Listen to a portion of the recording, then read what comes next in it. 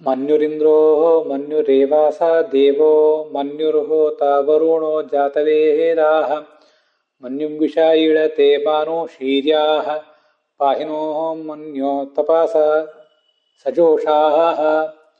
ಮನ್ಯು ಸೂಕ್ತದ 2ನೇ ಮಂತ್ರ ಇದು.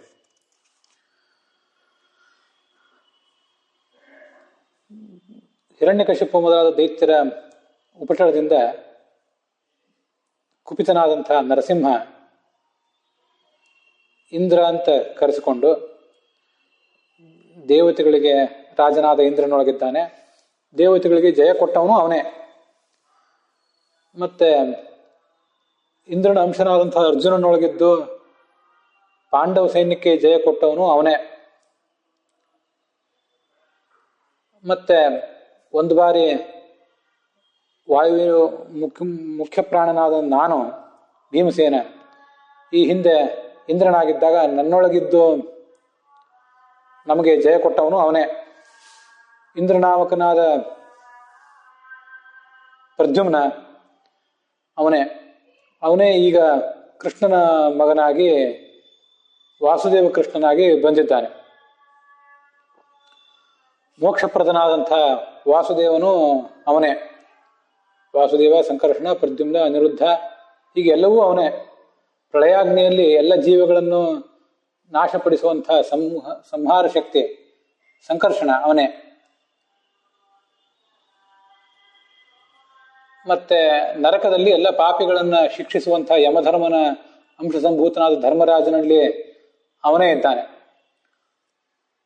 ವರುಣಾಂಶನಾದಂಥ ಶಂತನುವಿನಲ್ಲಿ ಅವನೇ ಇದ್ದು ಈ ಕುರುವಂಶವನ್ನ ಮುಂದುವರೆಸಿದ. ಭೀಷ್ಮ ದ್ರೋಣರಲ್ಲಿ, ಕರ್ಣನಲ್ಲಿ, ಶಲ್ಯನಲ್ಲಿ ಇದ್ದು ಕೌರವ ಸೈನ್ಯವನ್ನು ಮುನ್ನಡೆಸಿದವನು ಅವನು. ಜಗತ್ತಿನ ರಕ್ಷಣೆ ಮಾಡ್ತಕ್ಕಂಥ, ಜಗತ್ತಿನ ಪಾಲನೆ ಮಾಡ್ತಕ್ಕಂಥ ಅನಿರುದ್ಧ ಅಂತ ಕರೆಸ್ಕೊಂಡಂಥವನು ಅವನೇ. ಧೃಷ್ಟದ್ಯುಮ್ನಲ್ಲಿ ನಿಂತು ಪಾಂಡವ ಸೈನ್ಯವನ್ನು ಮುನ್ನಡೆಸಿದವನು ಅವನು. ಅಗ್ನಿಯಲ್ಲಿದ್ದು ಜಾತವೇದ ಅಂತ ಕರೆಸ್ಕೊಂಡವನು ಅವನೇ. ವೇದವ್ಯಾಸನಾಗಿ ನಮ್ಮೆಲ್ಲರಿಗೆ ಅಜ್ಜನಾಗಿ ಶಾಸ್ತ್ರವನ್ನು ಉಪದೇಶಿಸಿದವನು ಅವನು. ಅಂಥ ನರಸಿಂಹನನ್ನ ಎಲ್ಲ ಮುನಿಗಳು ಪ್ರಶಂಸಿಸ್ತಾರೆ, ಹಾಡಿ ಹೊಗಳ್ತಾರೆ.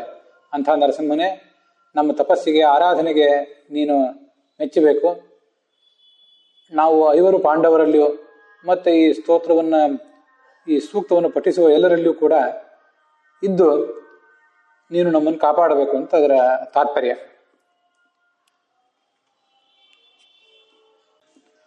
ಮನ್ಯು ಅಂದ್ರೆ ಕ್ರೋಧ, ಆ ಕ್ರೋಧದ ರೂಪನಾದಂತಹ ನರಸಿಂಹ. ಮತ್ತೆ ಇಂದ್ರ ಅಂದ್ರೆ ಪರಮೇಶ್ವರ. ಆ ನರಸಿಂಹನೇ ಮೂಲತಃ ಪರಮೇಶ್ವರ, ಅವನೇ ಭಗವಂತ, ಅವನೇ ಪ್ರದ್ಯುಮ್ನ ರೂಪ. ಇಂದ್ರನೊಳಗಿದ್ದು ದೇವತೆಗಳಿಗೆ ಜಯ ಕೊಟ್ಟವನು. ಇಂದ್ರಾಂಶನಾದ ಅರ್ಜುನನೊಳಗೆ ಅವನಿದ್ದಾನೆ. ಇಂದ್ರನ ಶಬ್ದಕ್ಕೆ ಎಲ್ಲ ಅರ್ಥವೂ ಇದೆ. ಮನ್ಯು ಏವ, ಮನ್ಯುರೇವಾಸ ದೇವ. ಈ ಕ್ರೋಧರೂಪನಾದ ನರಸಿಂಹನೇ ಆ ದೇವ, ವಾಸುದೇವನು ಕೂಡ ಆಗಿದ್ದಾನೆ. ದೇವ ಅನ್ನೋ ಶಬ್ದಕ್ಕೆ ಇಲ್ಲಿ ವಾಸುದೇವ ಅಂತ ಅರ್ಥ. ಭಗವಂತನ ವಾಸುದೇವ, ಸಂಕರ್ಷಣ, ಪ್ರದ್ಯುಮ್ನ, ಅನಿರುದ್ಧ ಅನ್ನುವಂಥ 4 ರೂಪಗಳನ್ನು ಧ್ಯಾನಿಸಬೇಕು ಇಲ್ಲಿ ಅಂತ ತಾತ್ಪರ್ಯ. ಪ್ರದ್ಯುಮ್ನ ಅಂದ್ರೆ ಪ್ರಕಾಶ ಉಳ್ಳವನು ಅಂತ ಅರ್ಥ. ಪ್ರಕೃಷ್ಟಂ ದ್ಯುಮ್ನಂ ಯಶಸಃ ಪ್ರದ್ಯುಮ್ನ ಅಂತ. ಇಂದ್ರ ಅಂದ್ರೆ ಇಂಧಿ ದೀಪ್ತವು, ಪ್ರಕಾಶ ಉಳ್ಳವನು ಅನ್ನೋ ಅರ್ಥವೂ ಇದೆ. ಒಡೆಯ ಅಂತ ಒಂದು ಅರ್ಥ ಇದ್ದೇ ಇದೆ, ಇಲ್ಲ ಅಂತಲ್ಲ. ಅದ್ರ ಜೊತೆಗೆ ಇಂಧಿ ದೀಪ್ತವು, ಅತ್ಯಂತ ಪ್ರಕಾಶವುಳ್ಳವನಾದ್ರಿಂದ ಇಂದ್ರ. ಹಾಗಾಗಿ ಇಂದ್ರನೇ ಇಲ್ಲಿ ಪ್ರದ್ಯುಮ್ನ, ಈ ನರಸಿಂಹನೇ ಪ್ರದ್ಯುಮ್ನ, ಅವನೇ ದೇವ ಅಂದ್ರೆ ವಾಸುದೇವ. ಮನ್ಯು, ಈ ಭಗವಂತನೇ ಹೋತ ಅಂದ್ರೆ ಎಲ್ಲ ಜೀವರನ್ನು ಪ್ರಳಯಾಗ್ನೆಯಲ್ಲಿ ಹೋಮಿಸುವಂತಹ ಸಂಕರ್ಷಣ. ಮತ್ತೆ ಪಾಪಿಗಳನ್ನ ನರಕದಲ್ಲಿ ಹೋಮಿಸುವಂತಹ ಧರ್ಮರಾಜನಲ್ಲೂ ಇದ್ದಾನೆ. ಧರ್ಮರಾಜ ಮೂಲತಃ ಯಮ. ವರುಣ, ವರುಣನಾಗಿದ್ದು ಅವನು ಕತ್ತಲಿನ ಜಗತ್ತಿಗೆ ಕೊಡುವವನು ಅವನೇ. ಮತ್ತೆ ಜಗತ್ತಿನ ಪಾಲನೆಗಾಗಿ ಅನಿರುದ್ಧ ಅಂತ ಕರೆಸ್ಕೊಂಡಿರುವಂಥವನು ಅವನೇ. ಜಾತವೀರಾಹ ವೇದಗಳನ್ನ ಹೊರ ಹಾಕಿದವನು ಅಂದ್ರೆ ವೇದವ್ಯಾಸ.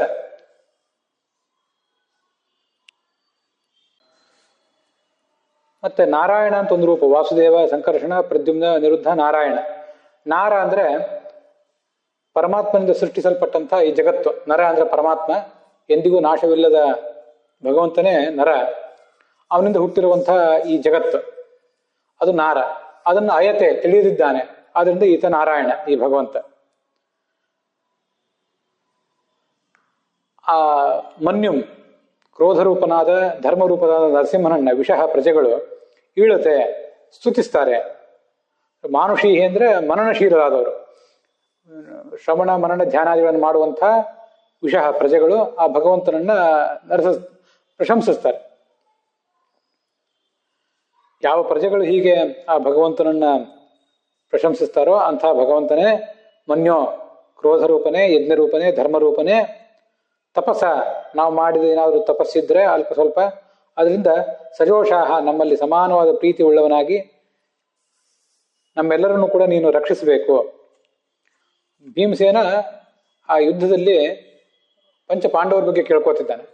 ನಾವು ಸರ್ವೇಪಿ ಸುಖಿನಸ್ಸಂತು ಸರ್ವೇ ಸಂತು ನಿರಾಮಯಾಹ, ಜಗತ್ತೆಲ್ಲದಕ್ಕೂ ಕೂಡ ಸುಖ ಇರಲಿ, ಪ್ರತಿಯೊಬ್ಬರಿಗೂ ಆರೋಗ್ಯ ಇರಲಿ ಅಂತ ಏನು ಕೇಳ್ಕೊಳ್ತೀವಲ್ಲ, ಆ ಥರ ಸಜೋಷಾಹ ಜಗತ್ತಿನಲ್ಲಿರುವ ಎಲ್ಲರಲ್ಲಿಯೂ ಕೂಡ ನಿನಗೆ ಸಮಾನವಾದ ಪ್ರೀತಿ ಇರಲಿ ಭಗವಂತನೇ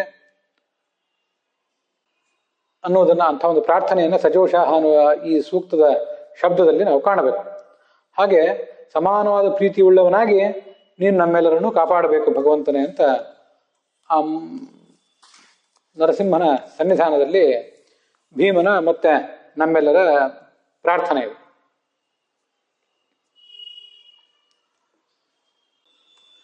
ದೇವತೆಗಳು, ಋಷಿಗಳು, ಪಿತೃಗಳು, ಚಕ್ರವರ್ತಿಗಳು ಮೊದಲಾದವರೆಲ್ಲ ಶ್ರೇಷ್ಠರು, ಅವರು ಬೇಕಾಷ್ಟು ದೊಡ್ಡ ಸಾಧನೆ ಮಾಡಿದ್ದಾರೆ. ಆದರೆ ನಾವು ಸಾಮಾನ್ಯ ಮನುಷ್ಯರು ಅಂತ ದೊಡ್ಡ ಸಾಧನೆ ಮಾಡಲಾರೆವು. ಆದರೆ ಸಜೋಷಾಹ ಅವರಷ್ಟು ಪ್ರೀತಿ ಅಲ್ಲದೆ ಹೋದರೂ ನಮ್ಮಲ್ಲಿಯೂ ನಮಗೆ ಉಚಿತವಾದಂಥ ಪ್ರೀತಿಯನ್ನ, ಒಂದು ಪ್ರೇಮವನ್ನ ನಮ್ಮಲ್ಲಿ ಮಾಡು, ನೀನು ಮಾಡಿ ನಮ್ಮನ್ನ ಕಾಪಾಡು ಅಂತ ನರಸಿಂಹನ ಕುರಿತು ಪ್ರಾರ್ಥನೆ ಭಕ್ತರಿಂದ.